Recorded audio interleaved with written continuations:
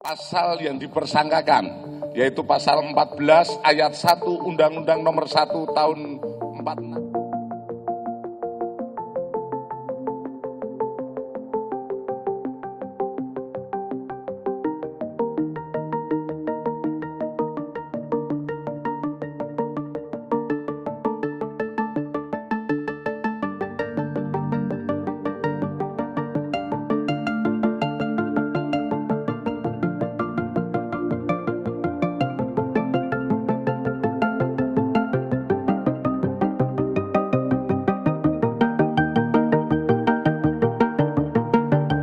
Pasal yang dipersangkakan, yaitu pasal 14 ayat 1 Undang-Undang Nomor 1 Tahun 46 tentang peraturan hukum pidana, di mana ini ancamannya 10 tahun.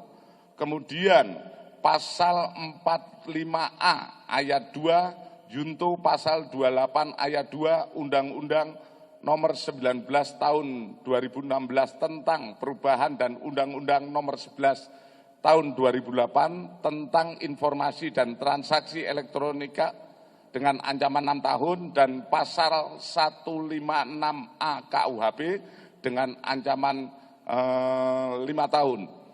Perlu saya sampaikan pada rekan-rekan bahwa proses penyidikan sampai dengan saat ini penyidik telah memeriksa 40 orang saksi dan 17 ahli, di mana penyidik sudah mendapatkan berbagai alat bukti, yaitu baik itu alat bukti elektronik, keterangan maupun ahli.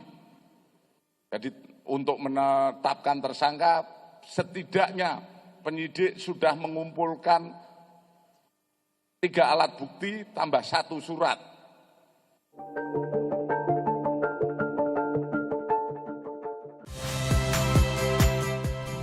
Saya Muhammad Syahreza. Saksikan program-program Kompas TV melalui siaran digital, pay TV, dan media streaming lainnya. Kompas TV, independen, terpercaya.